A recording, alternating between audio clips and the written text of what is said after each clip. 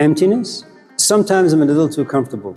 And so I go home, eat something, and then I take a nap. And when I wake up, I'm in such a foul mood. It happens almost on a daily basis.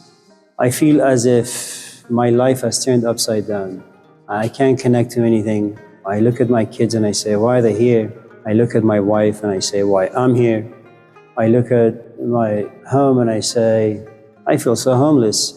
And I go for a walk, but there is nothing interesting out there. So I just pace back and forth. Sometimes it happens. You have these mood swings. Everything is okay. You're driving, you hear a song, and all of a sudden you say, I don't feel good. And you don't even know why.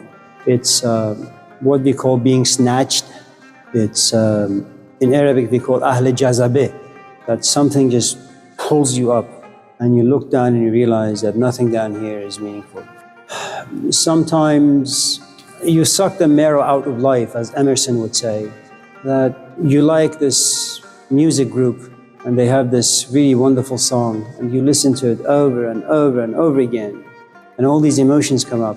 And then you listen to it for the 1,001st time and you realize you don't feel anything. And all of a sudden you realize, well, it has nothing more to nourish, to give you. Sometimes you're in a relationship and it's fine, but all of a sudden you look at this person or you feel as if they have nothing more to offer you. It's empty. Emptiness is just part of life, you know, and it's a good reminder that it doesn't really matter what you do.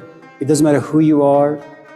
I mean, consider that moment in the Garden of Gethsemane in the New Testament. Let this cup pass by me. But yeah, I went to the desert for about 18 years. I discovered what God is. I figured out what wisdom is. I came back. I tried to teach. But you know what? I don't want to do this anymore. And all of a sudden you find the spiritual quest and the spiritual wisdom tradition kind of useless and meaningless and empty. Or imagine him on the cross saying, Eloi, Eloi, lama sabachthani, that my God, why have thou forsaken me? This is a man of faith. He believes in God. He loves God. He is in fact God. And for the first time, all of a sudden he's on the cross. There is no meaning. It's empty. He's abandoned. And I think what you have is the sense that there are going to be these moments in life. Some of them are manufactured, some of them are time created, generated, and some of them are just part of the human condition, just the way we function as human beings. That you're making all these plans, and in the end, you find them to be completely empty of meaning and value. Then you have someone like the Buddha who just comes forth and says, everything is meaningless. Just latch yourself, attach yourself to something that you assume to be meaningful and just hang on to that as much as you possibly can. I mean, because he did. He found life to be meaningless, empty, void of any value, but he found wisdom to be meaningful. And so he tried to give that to people. He had gatherings, he talked, he gave sermons.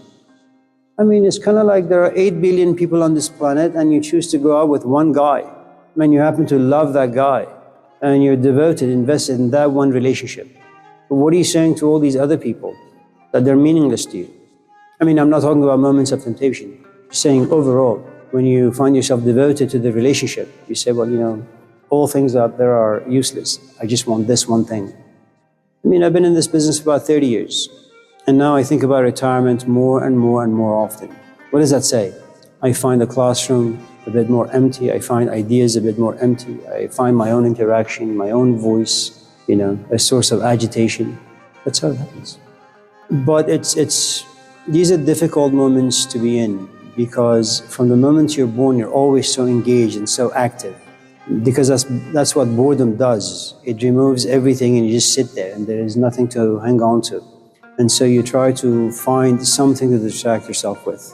And there are these moments where boredom comes, emptiness comes, you try all sorts of things to distract yourself, but there is nothing to be found. And so you get swallowed up by emptiness. And then emptiness creates meaninglessness. And I'm not a Taoist. I don't say emptiness is the way to be. And so these moments create a good amount of discomfort. If you have any power in your life, try to avoid emptiness. If there are any funerals out there, don't attend any, because they really do create emptiness. If there are moments of reflection where you sit back like Socrates and examine life, don't do that. If you ever look at your companion and whisper to yourself, why am I here? This is not giving me anything. Don't do it. Don't cause emptiness. Don't be the cause of it. In other words, don't think, don't reflect. And even if you want to reflect, make sure there are no emotions involved. Just intellectually look at something, say it's useless, but go back into it. Don't read books that force reflection. I mean, it's like having a cup and it's empty, and you keep asking yourself, what should I put in it? And if you have found nothing worthy of your cup, well, it's going to remain empty. And then you're going to be thirsty all the time. It's not a good way to live life. Desire things.